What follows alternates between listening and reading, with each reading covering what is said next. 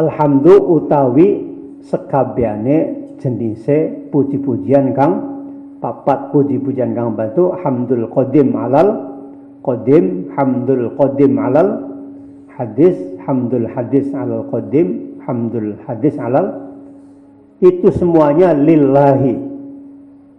Alhamdulillah lillahi kagungane Gusti, milik all, fil haqiqah raji'un ilallah. Kagungan Gusti Allah, miliknya Allah, semua itu milik Allah. Hakikatnya kembali memuji Allah. Karuan Allah memuji zatnya sih kembali ke Allah.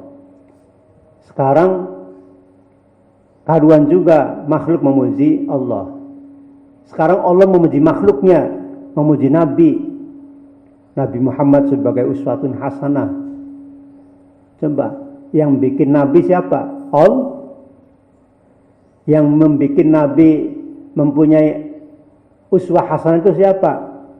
Allah. Berarti meskipun Allah memuji, hakikatnya Allah memuji zatnya sendiri. Sampean muji batur sampean, aduh sampean hebat. Kang gawe batur sampean siapa? Gusti. Kang gawe hebate batur sampean siapa? Gusti Allah. Hakikatnya sampean muji siapa? Nuh, hakikatnya muji Gusti. Insyaallah bagian bahasa sampean hebat ya. Sampean ini berarti muji Gusti Allah. Ciptaannya Gusti, hakikatnya dudu muji kang dipuji. Yaitu alhamdulillah. Sesudahnya kita membayangkan seluruh puji-pujian totalitas, tidak ada satupun bahwa semuanya adalah milik Allah. Tidak ada sedikit pun puji-pujian itu yang bukan milik Allah. Semuanya hakikatnya kembali kepada Allah. Ini akan tertanam tauhid yang benar. Ketika kita memuji ikhlas, sampean, Masya Allah. Ya ikhlasnya apa? Karena saya tidak memuji sampean. Ada sampean pada bekar gula, mangan ngidum kan kalau bahasa ngisi nguyu. Gula semuji sampean hebat. Bentar karena Masya Allah, sampean oleh nikmat Gusti Allah kan konon. Sampean oleh fadlnya Gusti Allah. Membalik diniati muji, ana niat muji Gusti Allah. Sampean enak, sampean sukses. Ya karena apa? Karena memuji. Aduh, sampean oleh nikmat Gusti Allah ya enak. Sampean sukses ya. Aduh, sampean oleh fadlnya Gusti Allah. Jadi muji ya blining. Sebaliknya ini, orang yang memegang filosofi pujian ini milik Allah, ketika dicacat pun begitu. Nah, wong nyacat nih gula. Ya sampean nyacat gula, nyacat Gusti Allah, serobay kan kono. Lagi mau dong sampai nyacat Gusti Allah. Kemudian sampean makan makanan ya serobay boleh. Sampai nyacat Gusti Allah berarti. Kecuali bakal sampean nyacat ikhlas, anak sehat. Nasihat kan tuntunan. Ad-dinun nasihah nanti. Tapi lamun nasihat karena apa? Karena keburukan yang ada di dalam diri kita, bukan karena Allah. Nah ini yang dikhawatirkan nanti. Melesak-melesakan wong sejen, bahasa yang gue ketularan gue nih. Boleh dari wong ahli tasawuf aja gampang-gampang melesakan wong, bakal beli ikhlas. Bakal beli nasihatan aja. Gue apa? Ngewalati. Gue apa malah ketempelan dewek. Ngaru-ngaru be wong melesak, dah dia gue melesak dewek. Di deweknya siapa ya? Karena apa? Blesakannya orang niat orang mukhlison liwajhillah. Nah, bulannya dalam kaidahnya orang tasawuf kan harus senang benci lillah. Senang tidak senang harus lillah. Bahkan orang tasawuf sampai ning panganan bae kan. Ikut filosofi Nabi tidak pernah mencaci maki namanya makanan. Jadi selama uripe Kanjeng Nabi belum pernah ngomong bakal pangan belenak temen cah ngono niki. Disok Kanjeng Nabi la ya'ibu tu'aman abada. Pangan tulik kaya membuat apekin nggih. Disok loh. La ya'ibu tu'aman abadan Kanjeng Nabi. Jadi nyacet panganan disok.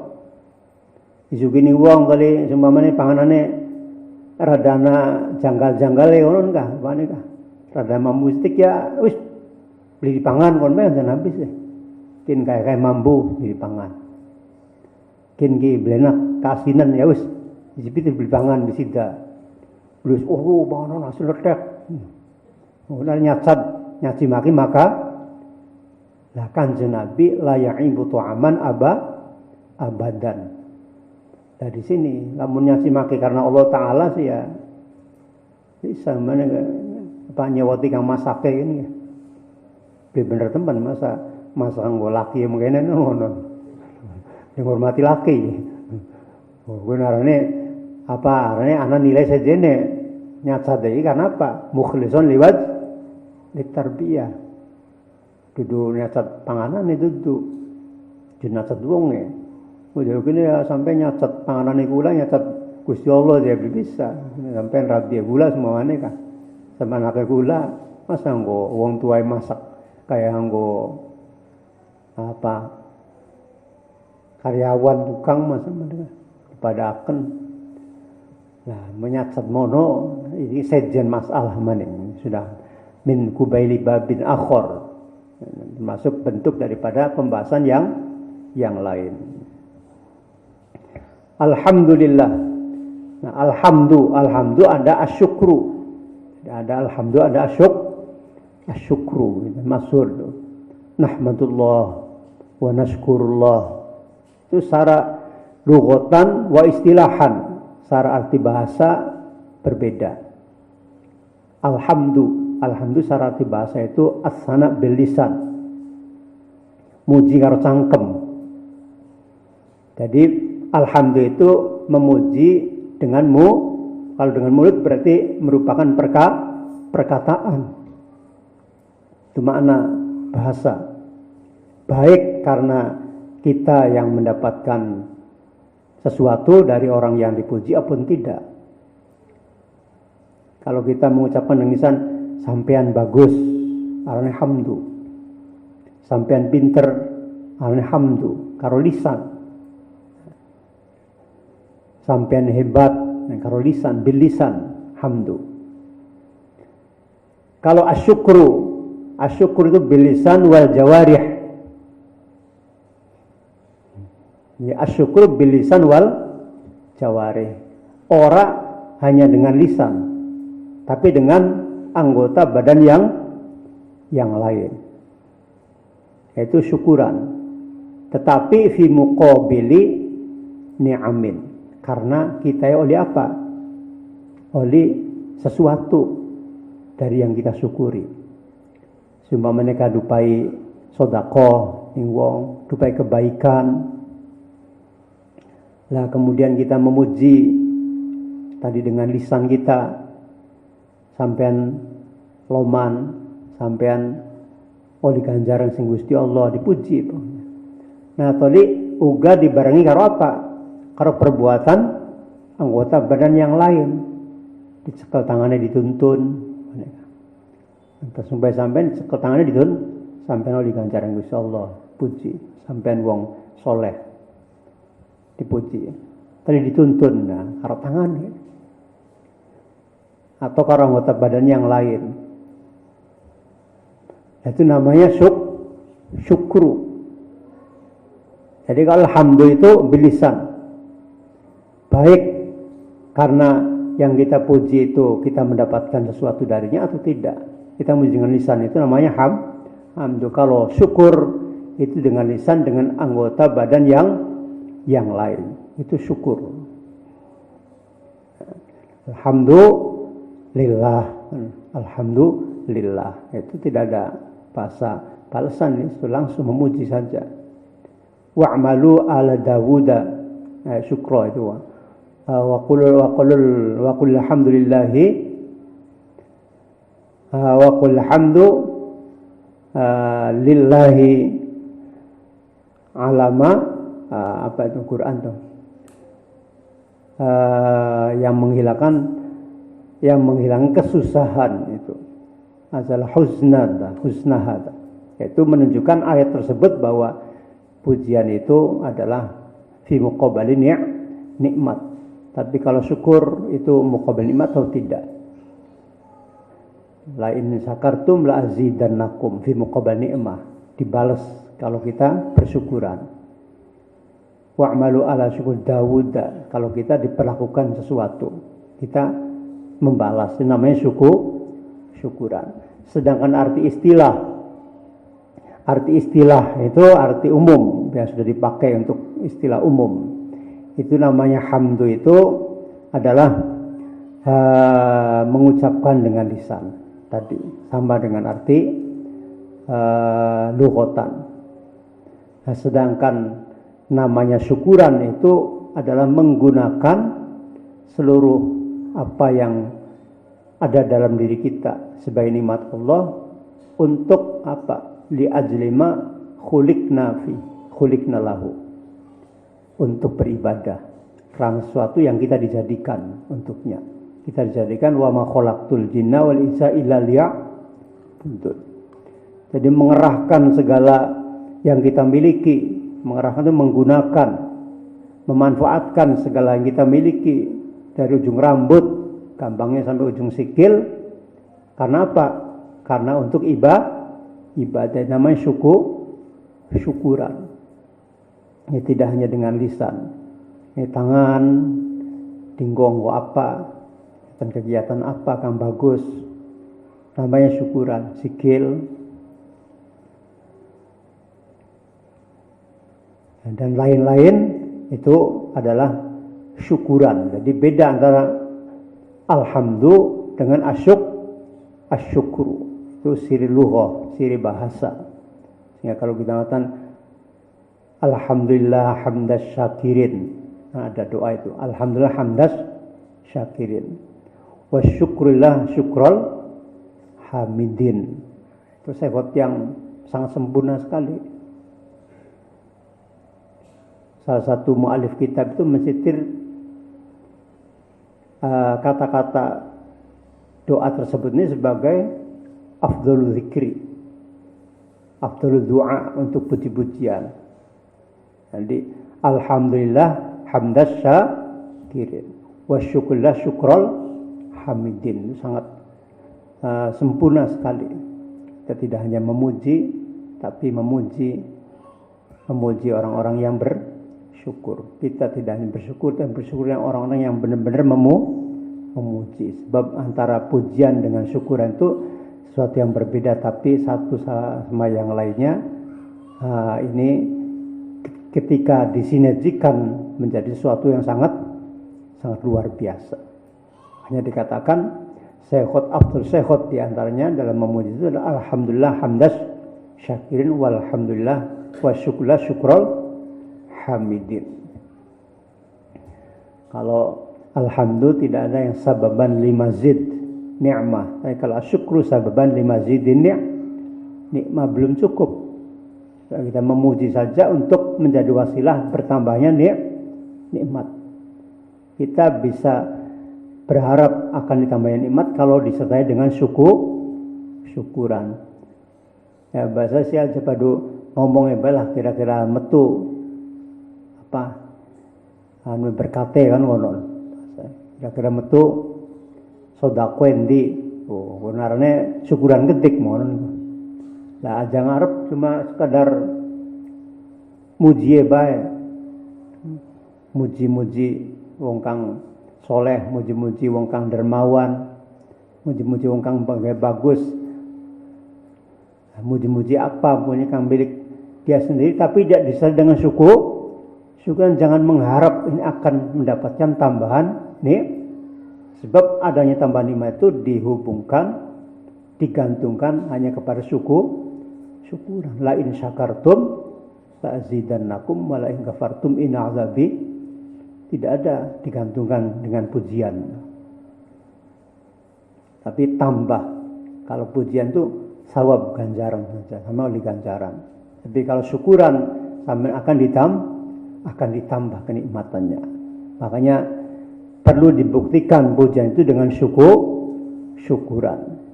Bisyukri yakunu sababan li mazidi karomatil naili wa tahqiqi karomatil mazidi. Kita bisa mendapatkan, merasakan kemuliaan apa? Tambahnya nikmat. Naili wa tahqiqi karomatil mazid. Sebab itu sudah ditegaskan oleh Allah tadi dalam ayat la in syakartum la azidannakum. Alhamdulillahi rabbil alamina. Nah, ini juga alhamdulillah, kenapa enggak nahmadu? Dalam kajian balagha saya jumlah ismiyah. Jumlah ismiyah itu suatu susunan kata-kata yang didahului dengan kalimat isim. Alhamdulillah kalimat isim. Alhamdulillah. Kenapa nggak didatangkan dengan jumlah fi'liyah yang diawali dengan kalimat fi'il? Nah ini nanti dalam siri balagha itu karena jumlah ismiyah itu lebih ablagh didati ala tahqiqil murad. Lebih dalam merealisasikan apa yang menjadi tujuan dari dikeluarkannya pujian itu. Apa? Subut wad dawam. Jadi as-subut wad dawam. Kalau jumlah ismiyah itu untuk menunjukkan makna tetap dan makna langgeng. Jadi kalau dikatakan Zaidun qaimun, itu nggak ada ketentuan dulu, sekarang atau nanti, nggak ada. Kita ingin mengatakan Zaid berdiri saja.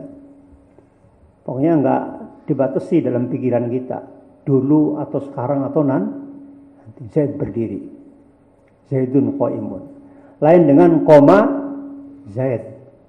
Nah, koma Zaid itu adalah untuk litajaddudil hadas. Nah ini jadi maknanya lebih mendalam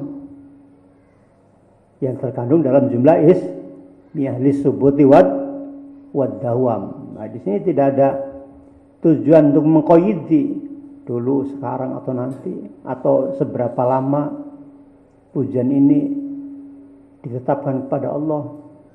Nah, tapi adalah apa? Itlaqul iqrar.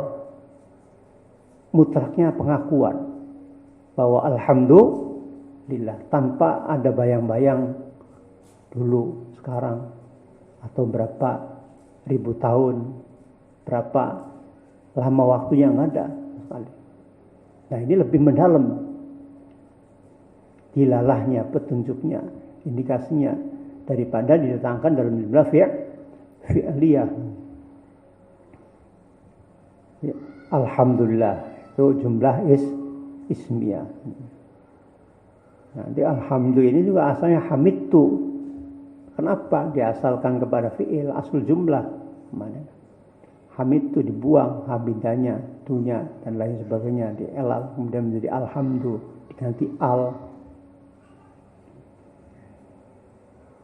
Ya udah ngetik alhamdulillah, lamun nganggo alat mau alat sorof, alat nahu, alat balagha, alat mantek.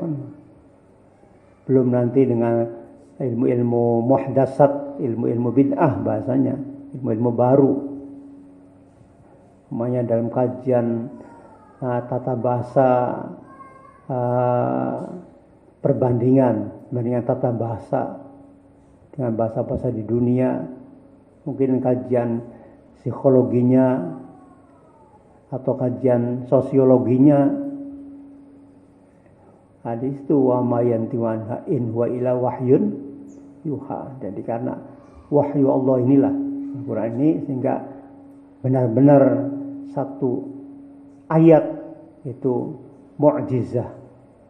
Mu'jizah itu artinya apa? Mu'jizah itu melemahkan, menjadikan tidak berdaya siapapun yang melihat, yang mendengar, untuk bisa mendatangkan faktu bi suratin min mislihi, untuk mendatangkan satu ayat saja yang sama, bukan dengan yang lebih, yang sama saja tidak akan mampu. Makanya dikatakan mu'jizat, dan Quran ini termasuk mu'jizat yang paling besar dari mu'jizatnya Rasulullah. Kalau mukjizatnya Rasulullah yang lain kan berhenti sampai Rasulullah meninggal. Tapi kalau mukjizat Quran itu ila yaumil qiyamah. Dan mukjizatnya Al-Quran itu berlangsung semenjak diturunkan sampai hari kiamat nanti. Makanya akbarul mukjizat wa azamuha adalah Al-Quran, bukan yang lain-lainnya. Bukan Kanjeng Nabi membelah bulan itu enggak. Bukan Kanjeng Nabi bisa mengeluarkan dari dirinya sumber air. Bukan batu-batuan uluk salam ke Rasulullah. Pohon-pohonan bisa menyapa kepada Rasulullah dan sebagainya. Seperti itu. Tapi dikatakan a'zamul mujizat. Wa akbar mujizat itu adalah Al-Qur'an karena abadiyatun ila yaumil qiyamah. Dan ini akan terus. Sekarang kan banyak sekali telah dibuktikan dalam fenomena kehidupan ini, dibuktikan oleh Al-Qur'an.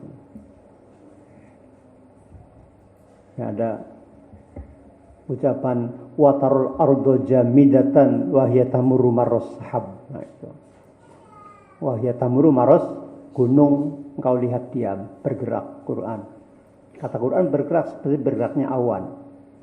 Itu diucapkan zaman dulu, berapa ratus tahun, ribu tahun yang lalu, ketika masih zaman batu, zaman Rasulullah.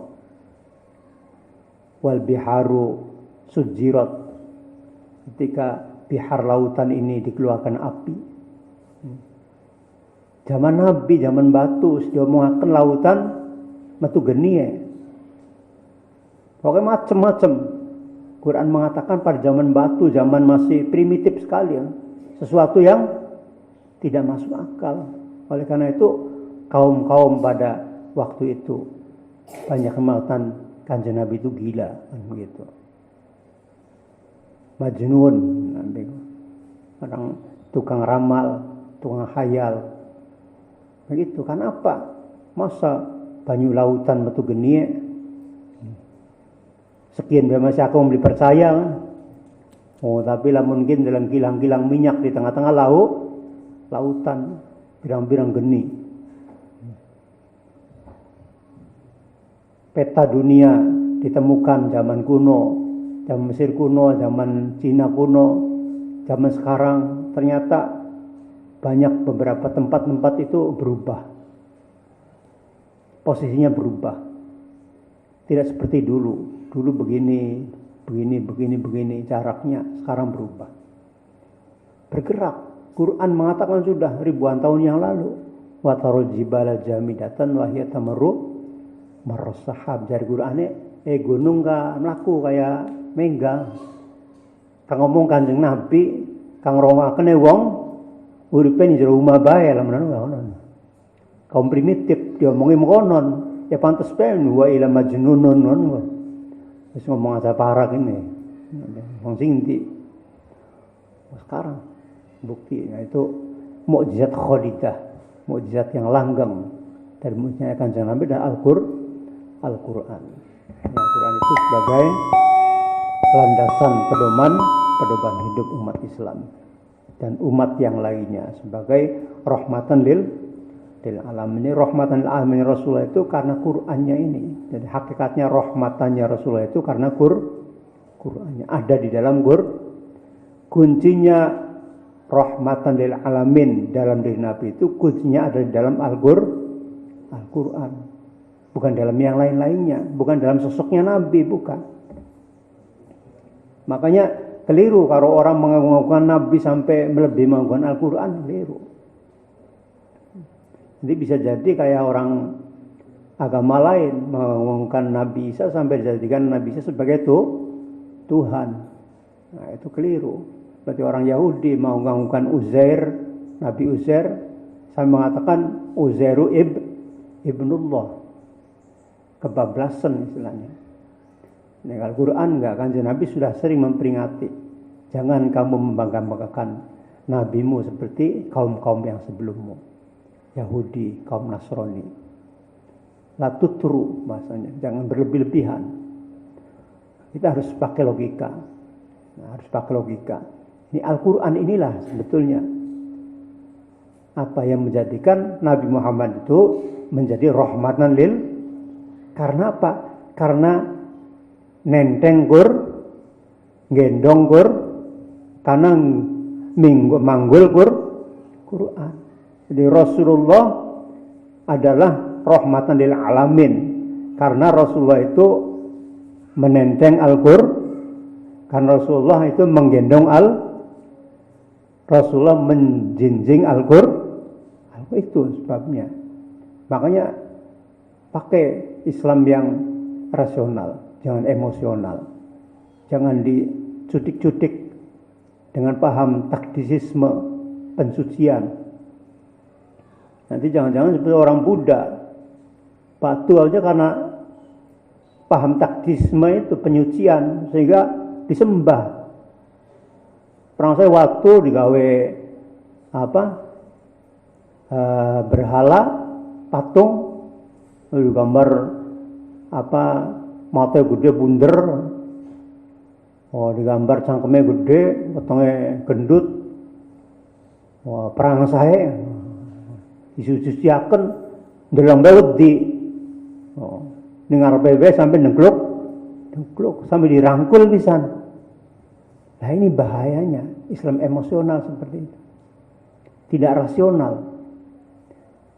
Kita umat Islam kanjeng Nabi sudah diwanti-wanti jangan sampai menjadi umat yang begitu terlena dengan paham-paham taktisisme.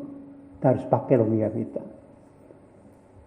Quran pun begitu. Quran jangan hanya dipegang, dikepi, pamaneka, tinggi suci sampai disembah. Harus kita megang, ngekepi Quran karena kita tahu apa sebenarnya yang terkandung dalam Al-Quran. Nah itu.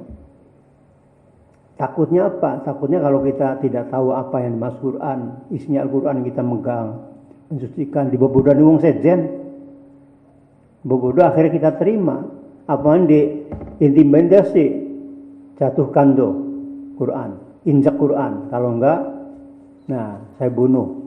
Bisa jadi jatuhkan diinjak. Ada apa sih lah? Apa nih kompensasi terlukakan entek tak bayar triliun gitu. Ya wis pada kinoran bisa nekakan triliun kan. Mas ini milih.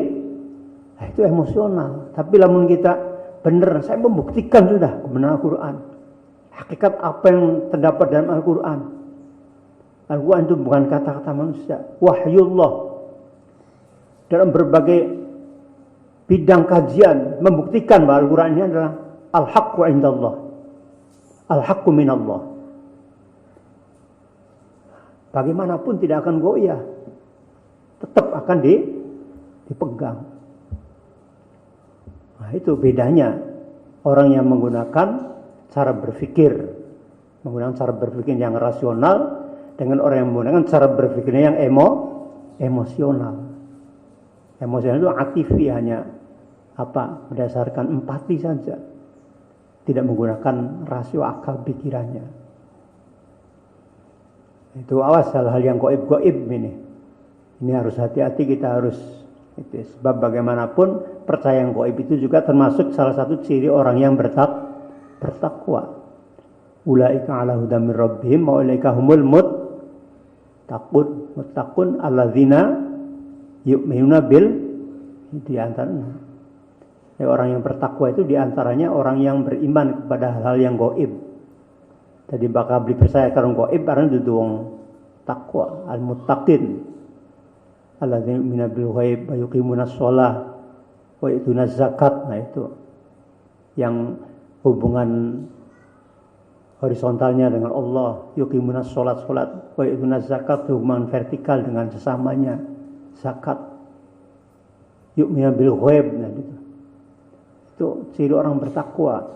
Jadi bahwa kalau ada orang yang saya sholat wekel, tapi sampai batuk napak seumpamanya kah?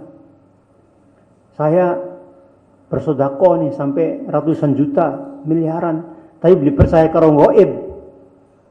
Kalau tidak percaya dengan hal yang gaib itu namanya bukan muttaqin. Itu dalamnya Al-Quran dalam Al-Baqarah yang awal itu. Gimana itu? Muttaqin alladzina yu'minuna bil ghaibi wa yuqimuna sholat. Sholat itu hubungan dengan Allah.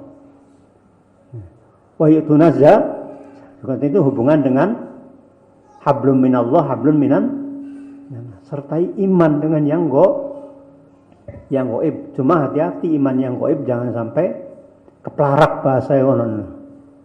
Iman karo kang gaib aja sampai keplarak. Akhirnya kayak pengikut-pengikut agama yang lain. Iman dengan kegaiban Nabi Isa dengan mukjizat-mukjizatnya. Iman, dan itu gaib.